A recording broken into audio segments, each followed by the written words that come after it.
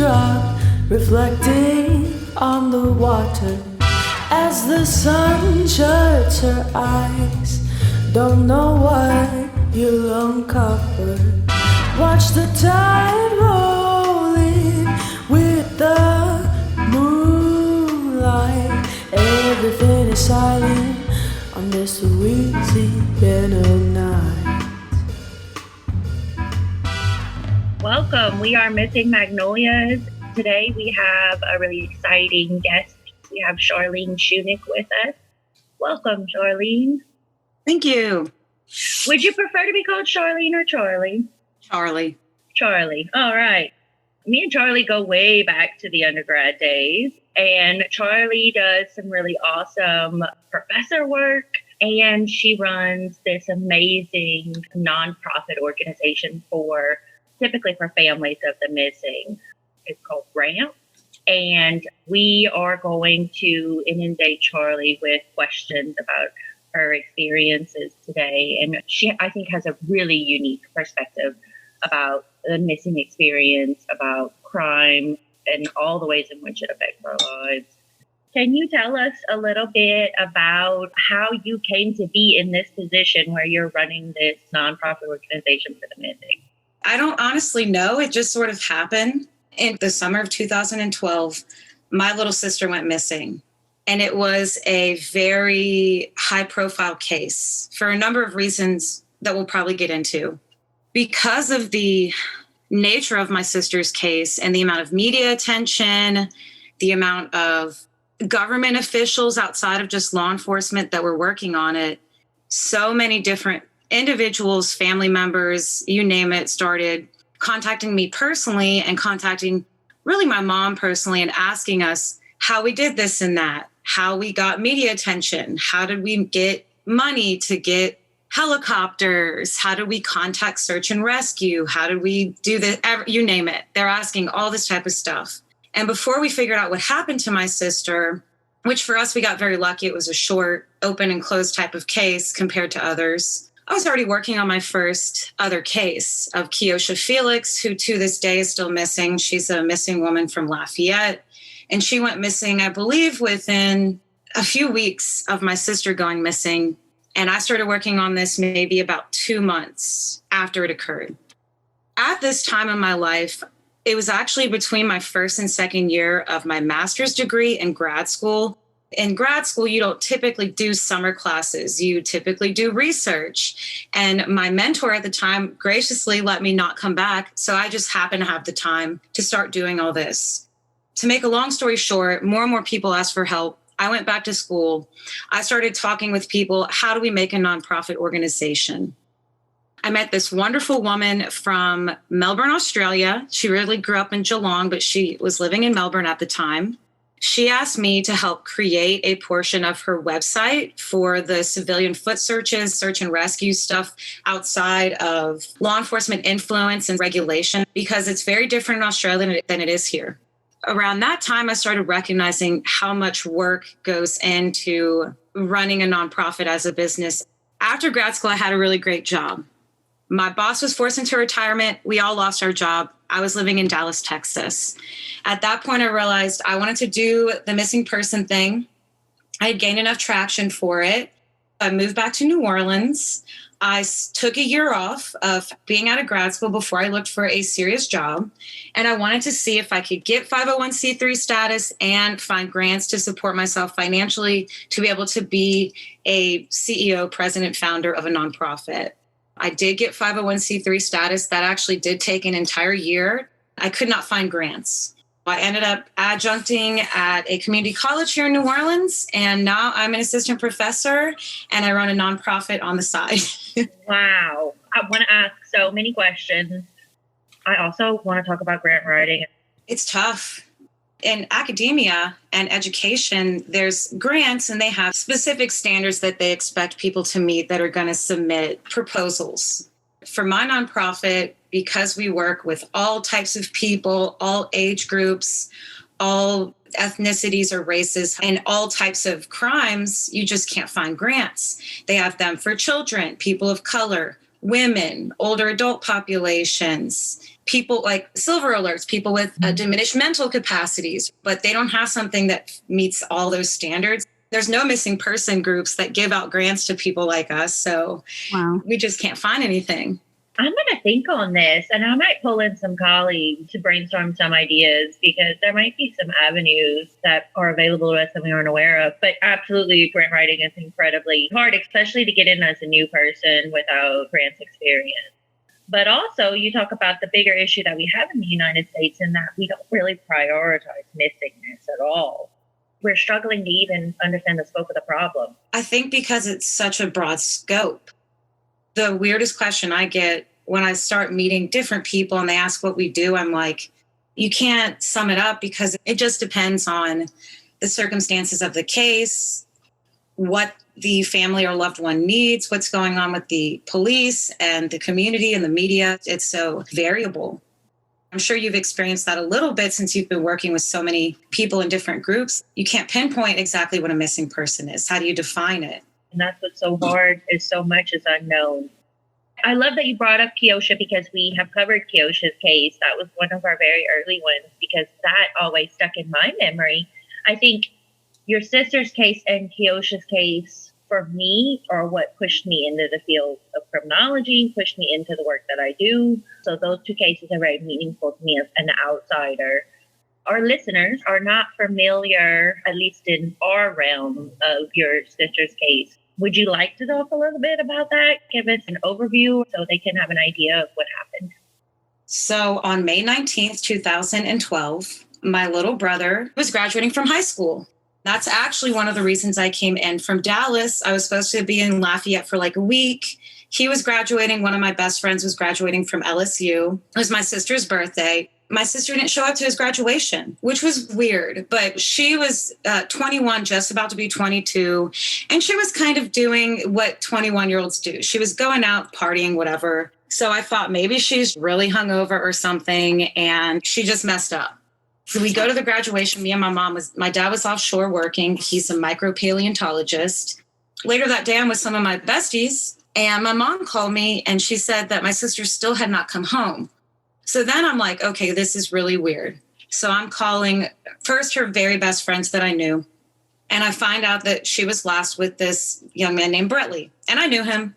So I get Bretley's number. I call him and he's so confused. I'm like, have you seen Mickey? He's like, no. She left my house last night. I don't remember what time. I want to say it was like between 11:30 and 12:30.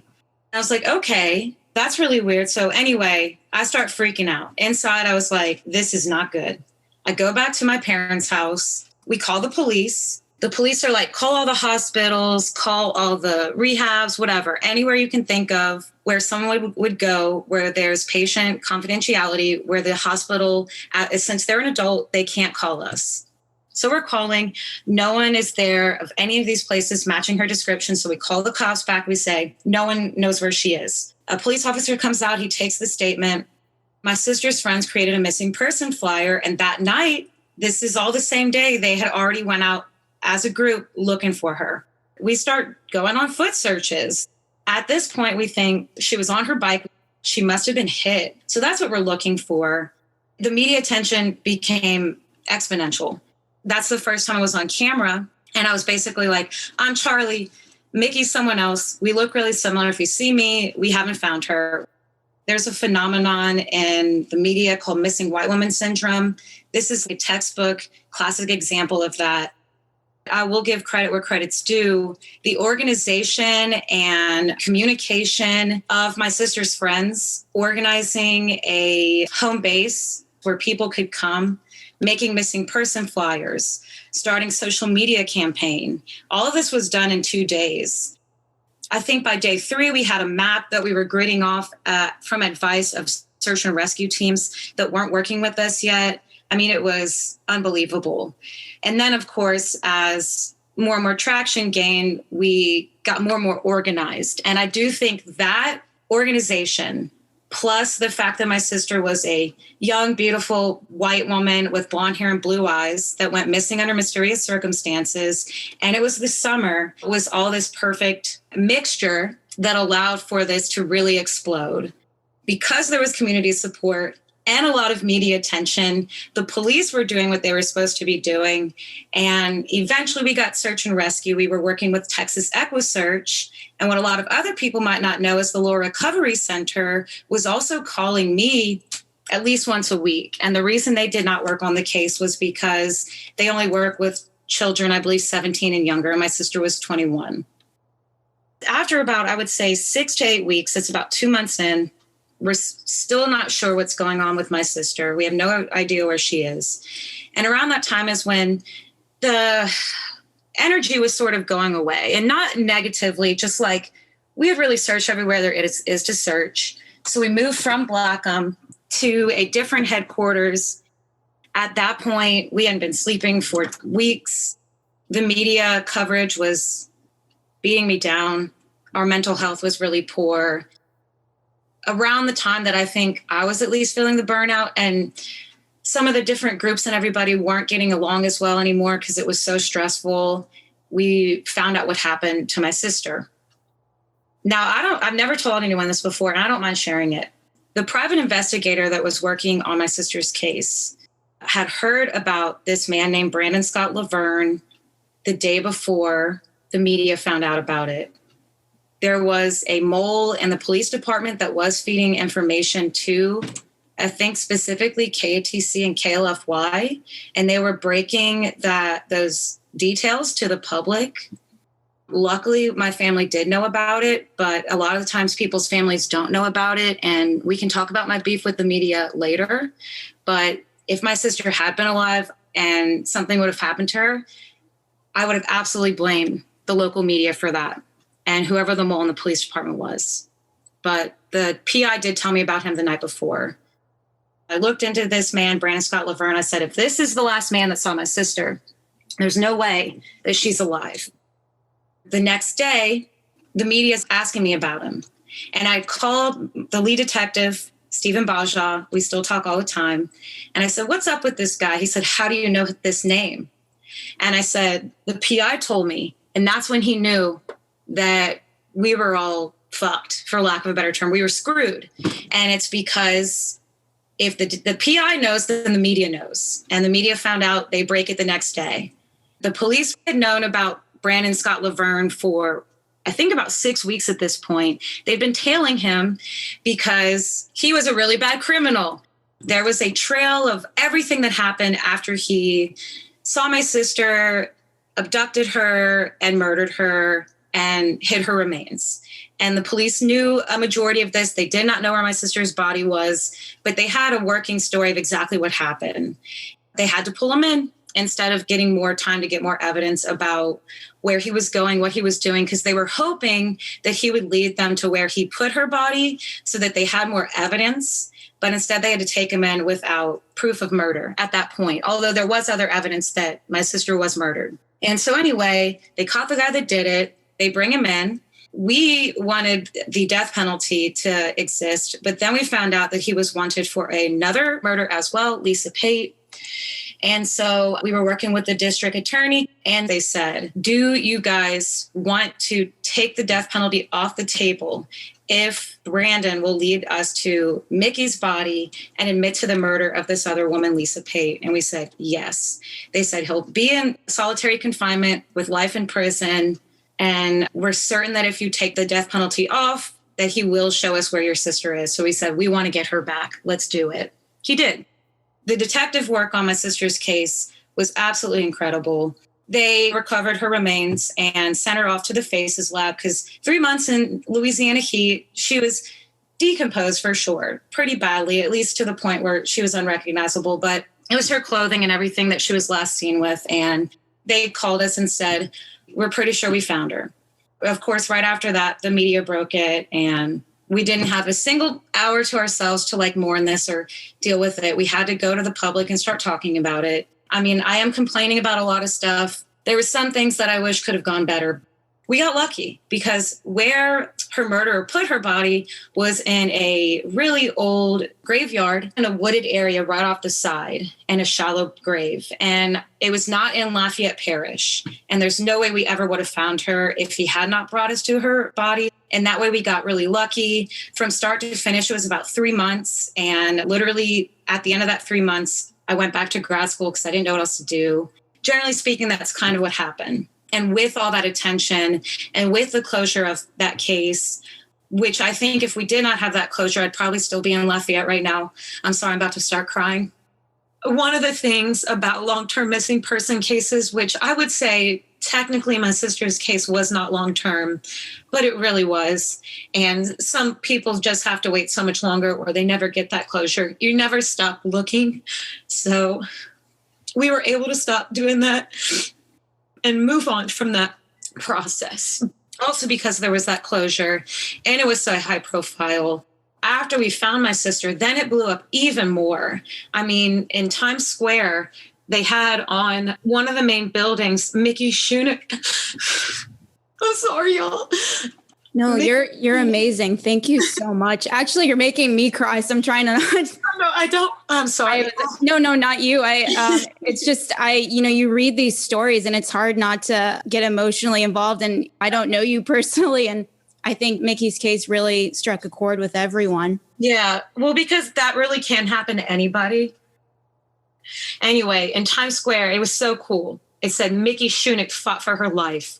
It was going on there all day. After that, the floodgates opened, and I can't tell you how many people wanted my help, which I understand now, like, why now? Because I was the spokesperson, and it seemed like I was the person doing all this stuff when I wasn't doing anything at all, except standing up and talking to cameras or microphones. They were seeking me out. After you go through that, you can't say, sorry, I can't help you. Then I realized, well, you can't tell family members all this information. You need to start organizing it. You need to learn more about the case. And with all that, I said, I'm going to need to start a business and I'm going to need to get confidentiality agreements. And I need to get a group of people that are going to help me do all this stuff. So anyway, that with meeting this woman from Australia is what sort of brought together why I started this organization and how I've come to this point now. And it really is because of my sister that I've been able to sort of maintain this platform. Can I ask, and then Michelle might be able to answer this too, for someone on the outside with your own experience as well as working with families, there's never like the right thing to say, but what's the best way from the outside for someone to offer their support for someone going through this, the worst experience imaginable? What can someone do or say to help show their support? Just let the family know that you remember and know that their loved one is still missing. Seeing that people are still engaged and talking about their loved one is by far the most important thing you can do. Because as soon as they feel like there's not support, they're going to lose hope that people aren't going to look for their missing person anymore. I love that you say that, because on the days that work is infuriating, on the days that no one seems to care, and you miss a deadline and all of those things, or my lab students aren't doing their hours or whatever, I tell myself, or we have a come to Jesus talk and we talk about how much this matters. Even if all we do is code this data and publish this article and 50 people read it, somebody's family member got exposure because of the work that we are doing. I think we are carrying the torch, and that is important. Their loved ones, their wives, their moms and stuff are the people that are still out there looking for them every day. And it's about them. We need to support them. And sharing research and data and getting statistics together, which I did find out we can share those articles openly because we're the published authors on it. Putting that data out there, if it gets two people to say, I normally would not share this post about this person that left a rehabilitation center by choice and has gone missing, or a runaway teenager. Now maybe they will share it and then they'll reach 300 extra people. And if two people do it, they're going to reach 600 extra people. And it takes one person with one piece of information sometimes to crack that case open. Absolutely. The whole time you told your story, I had goosebumps. Many times I've been an outsider for it. There's nothing worse. I tell people all the time, in almost every interview that I do, I try and humanize it. Every day you worry, are they hungry? Are they cold? Are they thinking of me? You start thinking too, like on the 4th of July, fireworks were going off. So I was like, at least my sister can know right now of what the day is. That's the kind of stuff you think about. Every minute, every day. It's infuriating that you have to think of it that way because we've created a society where we have a hierarchy of victimness. And so we have families right now that are experiencing the same thing that you experienced. And then on top of that, they have this layer of no one gives a shit because I don't look the way that people want me to look. And that is a much larger problem in our society. And I think with missing persons cases, it forces us to have that conversation over and over and over again in ways that perhaps other disciplines and fields don't. We are very closely faced with that because it may or may not be life or death, right? Our bias could be killing people. It could. And that's the thing that I always try to get across to people. It is a missing man or a runaway teenager, but that missing man could have been killed by somebody in a happenstance that's going to kill someone else. The missing teenager could have been sold into domestic or international trafficking that's going to sell someone else into that field. Or they could have been killed by someone who's going to kill other people. So the circumstances don't always relate to the outcome. Most crime is not planned, and most criminals are career criminals. But if there is someone that did something to another person, whether it's an accident or not, they need to be brought to justice because they can do it to your loved ones too. This type of thing can happen to anybody at any moment. Right now, if someone really wanted to, they could break down my window, grab me, and I could disappear. That's just how it is.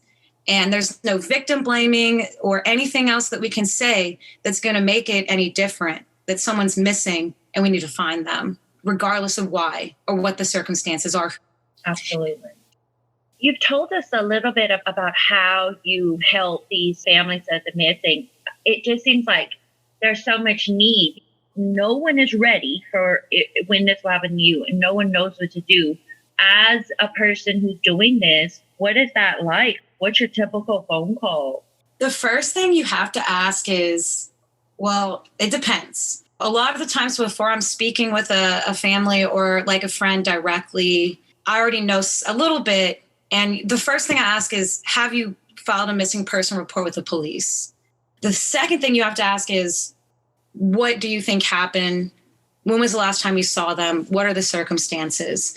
After you find out the circumstances, that's when you can determine what the best route of action is going to be. With a case like my sister's, where it is mysterious and we knew that someone intervened with her existence or her life, the thing that we did was appropriate. Sometimes it's not appropriate to go to the media and do press releases. Sometimes it's not appropriate to request the help of law enforcement or get the community involved. Search and rescue. You always want to involve law enforcement. And it just depends. Suicide cases, for example, typically they're found within 1 to 3 days, very quickly. So that's a positive on a really terrible circumstance. But you don't want to go and blast it out because if the person is suicidal but not actively committing suicide and they see that, it might push them over the edge. Very good point. Other times, you also get a lot of cases where as soon as I talk to the person, the things that they're saying in the back of my head, I'm like, we're going to find this person's loved one by the end of the day. As soon as they see their face on Facebook in a missing person flyer, they're going to go home, which is fine. You still take the proper steps, but it just depends. Given the circumstances, then you can start recommending, okay, let's go ahead and get a press release together. Let's go ahead and make a Facebook page or a group. Let's go ahead and get a flyer. And it just depends. And then you can gauge how much assistance the people will need. How many people are with them to help? Is everyone getting along? Is there someone that can write really well or knows how to use Facebook properly and all that type of stuff? And outside of that, most families just need someone to ask intimate questions to and cry to and complain to that they know is not going to tell anyone anything about it. And that's exactly what we do. as a researcher, I'm like, okay, how do we standardize this? How do we package this so that more people can use it? It sounds like there's a lot of expert interpretation necessary to sort of know what steps to take. Do you think that's true? Yes. And I mean, I don't want to toot my own horn, but I really do think I have to be one of the leading experts on missing person cases, probably in the world, but at least in the nation. There's only a handful of us out there that exist. And we have a lot more time to dedicate to this than your standard police officer or law enforcement official does. I think you bring up another really important point. We talk on this podcast about making Michelle McNamara into a verb, right? Because we have been in contact just by chance with such badass women doing kick-ass stuff and like not giving up in the face of adversity over and over and over and over again. We applaud those women, like Jen, who we've had on a couple of times. It is psychologically taxing. It is a very heavy load to carry to do work like this, especially as just one person. But luckily, the school that I teach at has been so supportive, and they have allowed me to blend my biology background and my psychology background and my expertise in missing people to now be able to start creating a forensic science concentration. Now I get to teach students, and my classes are getting to be very popular. I have to, like, at least the lectures, the labs, who wants to stay in the lab for 3 hours a week? I can bring my expertise and mix it with all this science and information and teach adult people about it that are going into criminal justice systems. So that has been amazing. And it has made me even better at working on missing person cases and guiding the families. And when they have complaints about various aspects of being in a true crime, like living through it, I can explain most of it to them. It's been very interesting. My life has changed in ways I could not predict 10 years ago. I love this forensic science stuff that you're doing. Can you tell us a little bit more about the kinds of stuff that you're teaching your students? My background's in neuroscience. When I came back to New Orleans, after I took that year off, I was asked to adjunct and teach anatomy and physiology. After about a year, I applied to be a full-time teacher, and I got the job. They asked me if I wanted to teach a forensic course for crime scene investigation for outdoor crime scenes. And I was like, yeah, sure. And they sent me off to get some training in Texas at Sam Houston State University and Texas State University, where they have 2 body farms. In doing that, I started partnering with all these people in New Orleans. And one of the people I partnered with was SUNO, Southern University of New Orleans. They have the only forensic bachelor program in the area. They requested that I build these different courses. So I put the foot search or the crime scene investigation course to the side, and I started building a forensic biology lecture lab. The next thing that I created, I was asked to make a forensic anthropology course, a lecture and lab. So I went to my dean at the time and I said, you think I could have a body farm on campus with animals? And he was like, I'll ask. And literally 2 weeks later, he emailed me and said, hey, you got approval for the body farm. Then I partnered with Wildlife and Fisheries, and they gave me many different animal remains, and I'm still partnered with them. The body farms existed for almost 2 years now. I've taught my students how to do a plethora of things. So the forensic aspect side, and now the forensic anthropology side, and they love it. And I've actually converted many students from going into nursing to going and studying either biotechnology to get into laboratories or to do criminal justice and move over to SUNO to get their forensic science degrees. That's amazing. It sounds weird, but it's really, truly amazing. And it's a whole ecosystem out there. That sounds fantastic. I know a lot of people in our department who would be envious. So what's next for you? What's your short-term and long-term goals? I've been definitely toying with the idea of getting a PhD in forensic psychology, not to practice, but so that I can stay in the world of forensic science now. Because my experience now is great, but I don't know if another school or another company would actually hire me to work in this type of field because my background is in something totally different. outside of that, I'm just going to keep working on missing person cases. I feel the energy is back in my life to a point where I probably can do it again. We got to finish the website. I hope after finishing the website, we're going to still be doing some research with y'all. I'm hoping I'll be able to use these two things as a platform to really start expanding a little bit more. I'll probably work on with families until the day that I die. What advice would you have as someone who has been through this for families or friends of the missing in these cases where we have this immediate missingness or prolongedness? Don't give up. Never stop raising hell. When you hit that wall, and I find that the wall comes for a lot of people when they have other people in their lives that are saying, it's time to move on. It's time to let it go. Your loved one is dead and we're never going to find them. Don't listen to those people and don't stop fighting. Even if that person is dead, even if we don't find them, you have to keep looking, because until we know where they are, we're never going to know what happened. So just don't let other people bring you down. Don't stop fighting. Every single day, do something to raise a little bit more hell. And if you can't figure out more ways to create a spark, remember that there are groups out here that will help you. And it's not just mine. Any search and rescue team, they have countless, infinite bits and pieces of suggestions and advice to give you. Don't let it stop your fire. Don't let your flame get extinguished. Like, just keep looking. One day, that little one piece of information might come that will bring that closure. And then you have to consider some of those other cases where, like, what was his name? Ariel Castello, I think, who had those women living in his house for like 15 years. Mm-hmm. Ariel Castro. Yeah, Castro, thank you. You don't really know what happened and you can't give up.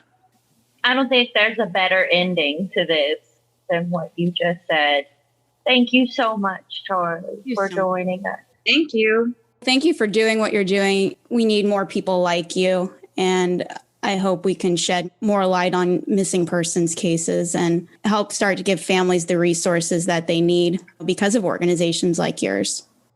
More than anything, families just need to know that there are people you can trust out there, but try not to trust everyone that you meet. Research into who's trying to help you before you just jump in head first is the last bit of advice I would give.